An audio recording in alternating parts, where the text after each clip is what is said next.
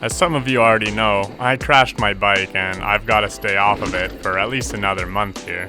But as much as not being able to ride sucks, it does at least force me to work on some projects that I had been putting off because they didn't involve riding my bike much. First up, we've got a bike check of my extra large 2019 Evil offering. Just to get the basics out of the way if you're not familiar with the bike, this is a 29-inch wheel trail bike, maybe aggressive trail bike you could say, or enduro light bike, I don't know. Anyways, it's got 140 millimeters of travel in the rear, and Evil sells the bike with anywhere from 140 to 160 millimeters of travel up front. It has adjustable geo like so many bikes these days that lets you slacken the head tube angle out a bit if you like it. But I've actually been riding it in the higher setting the entire time I've had the bike and haven't felt the need to slacken it out yet. Lord knows I hit my pedals enough as it is. For my rear shock, I've got a RockShox Super Deluxe with a MegNeg air can. So you might be wondering what the MegNeg air can does, and that's understandable. The first thing it does is make the shock a lot more sensitive to small bumps, and the other thing it does is add a lot of mid and end of stroke support. I'm currently running 0 spacers in the MegNeg, and it's worth noting that spacers actually do something different if you've got a MegNeg air can. Adding a spacer to the MegNeg is going to increase the support at the start of the stroke, resulting in a firmer feeling ride. To run 0 spacers, you do need a frame with a fairly progressive shock stroke, but the Evil offering handles it very well. The fork on my bike is a Lyrik Ultimate with 150 millimeters of travel.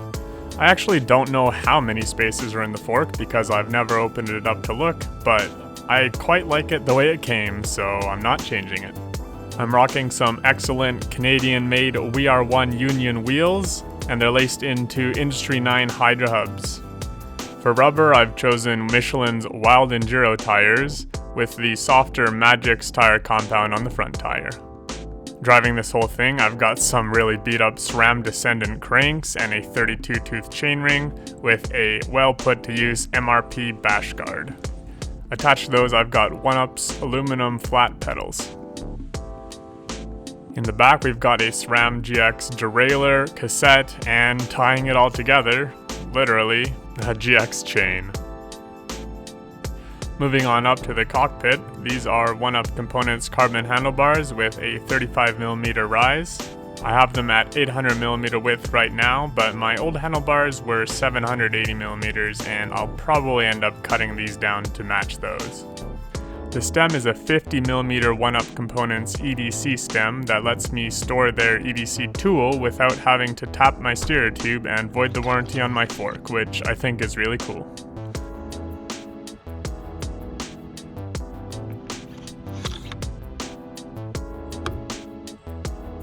To stop me, I have Sram Code RSC brakes both front and rear, and I've put 200mm rotors on the front and rear as well. That's a setup you'd normally see on a downhill bike, so you might think it's kind of overkill for this sort of bike, but as you might have guessed from the extra large frame, I'm a pretty big guy, I'm 6'6", so having that extra power there is really helpful for me.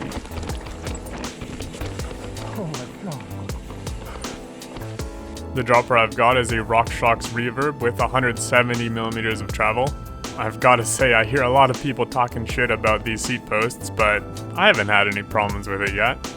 Perched on top of that is a WTB Volt saddle.